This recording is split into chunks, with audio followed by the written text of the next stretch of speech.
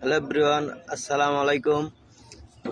এবার দেখাতে যাচ্ছি আপনাদের তরতাজা চিংড়ি মাছ ও ইলিশ মাছ। এই যে সখীপুর থানা চেয়ারম্যান স্টেশন ঘাটের তরতাজা চিংড়ি মাছ, ইলিশ মাছ। এই যে দেখেন মাছের হাট। এদিকে চরের মাছ, পদ্মা নদীর মাছ বিক্রি হয় একদম তরতাজায়। যারা তরতাজা খেতে চান তারা আশা করবেন সখীপুর থানা চেয়ারম্যান স্টেশন ঘাটে। এই যে বিভিন্ন রকম মাছ আছে, চিংড়ি মাছ, যেমন এই যে রুই মাছ আছে, তারপরে দেখাতে যাচ্ছি এই যে ইলিশ মাছ। তারপরে এই যে দেখেন কত লোকজন আসে সকালবেলা।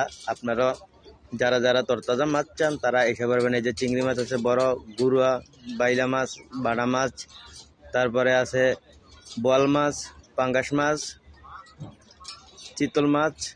এদের সব মাছ এভারেজ পাওয়া যায় একদম কমে।